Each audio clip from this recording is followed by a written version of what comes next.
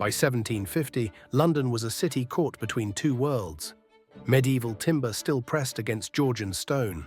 Open sewers carved through neighborhoods where gentlemen wore powdered wigs. 300,000 souls packed into a labyrinth that smelled of coal smoke, river mud, and ambition.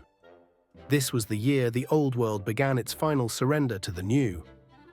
This is London 1750, the last gasp of the old city before the empire truly awakened. The old London Bridge, a medieval city on water. We begin at the heart of everything. Old London Bridge. Look closely because what you're seeing is already dying. By 1750, this bridge had stood for over 500 years, and every inch of it screamed medieval England.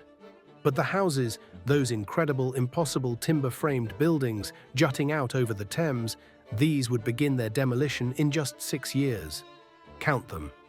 Over 200 structures crammed onto a bridge barely 900 feet long. Shops on the lower floors. Families living in the upper stories. The timber is blackened with centuries of coal smoke. The plaster is cracked. Every surface tells a story of survival. But look down. Look at the water beneath the arches. This is where the bridge becomes lethal. Those massive wooden foundations, the starlings they called them, they're so enormous they choke the Thames into a furious rapid. The water level can drop 6 feet from one side of the bridge to the other. Dozens drowned here every year, their bodies carried downstream past the tower. Notice the heads on the southern gatehouse, traitors' heads, boiled in salt water and mounted on pikes as a warning. Westminster Bridge. Now we walk west along the Thames, and the contrast is staggering. Westminster Bridge opened in 1750, literally the same year we're standing in. This is London's second bridge in over 500 years, and it represents everything the old city was not. Pristine white Portland stone, 15 perfect semicircular arches rising with mathematical precision. Where London Bridge is chaos, Westminster Bridge is order. Where the old bridge is timber and superstition, this new bridge is stone and reason. This is the Enlightenment made solid. The engineer was Charles Laboulaye, a Swiss immigrant, and he built it against furious opposition. The company of watermen fought it. A new bridge meant fewer passengers for their boats. The Archbishop of Canterbury opposed it. His horse ferry would lose revenue. But progress had momentum, and in 1750, Westminster Bridge opened to a city that could barely believe what it was seeing. Stand on the bridge with us.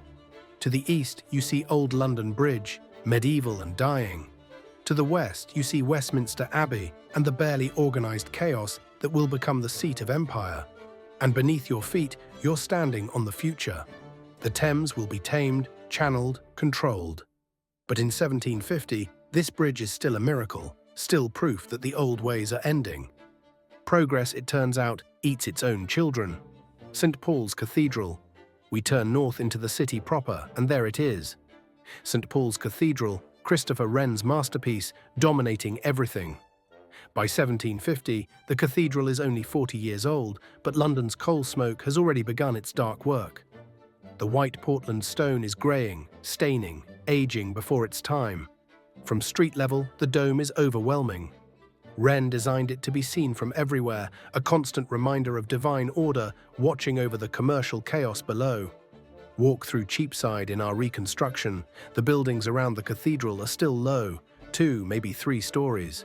Brick and timber squeezed together like books on a shelf. Shop signs hang perpendicular to the streets because most people can't read. And everywhere, the coal smoke. By 1750, the air tastes of it, your clothes smell of it. The buildings turn black with it. Even St. Paul's, barely middle-aged, wears the city's soot like a second skin. But the cathedral survives. It will watch everything else change. The wooden buildings will give way to stone. The narrow streets will be widened.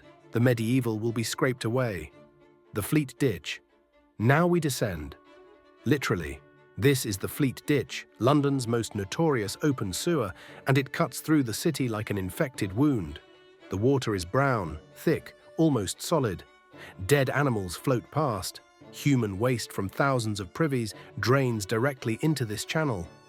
And yet, look closer, there are boats.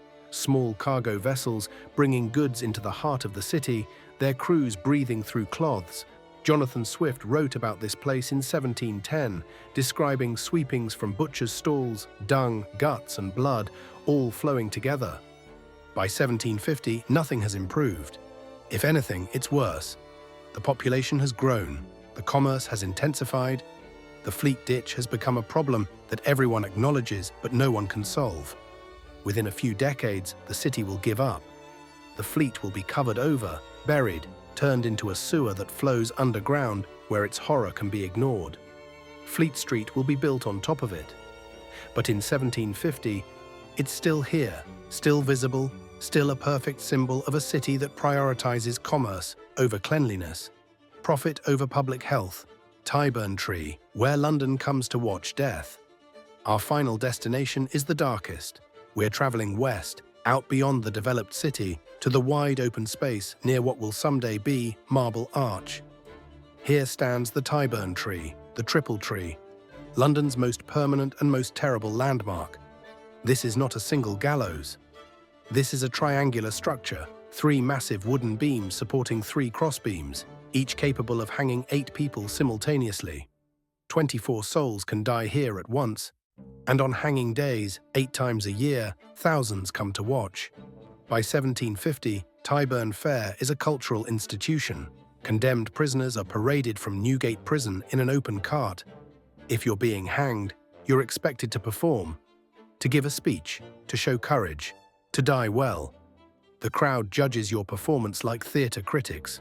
Look at the Reconstruction. See the temporary grandstands built around the gallows. Those seats are expensive. Wealthy Londoners pay premium prices for a good view of an execution. This is entertainment. This is justice. This is public spectacle. And by 1750, some of the intellectual elite are beginning to question whether this is civilization at all. But the practice will continue for another 100 years.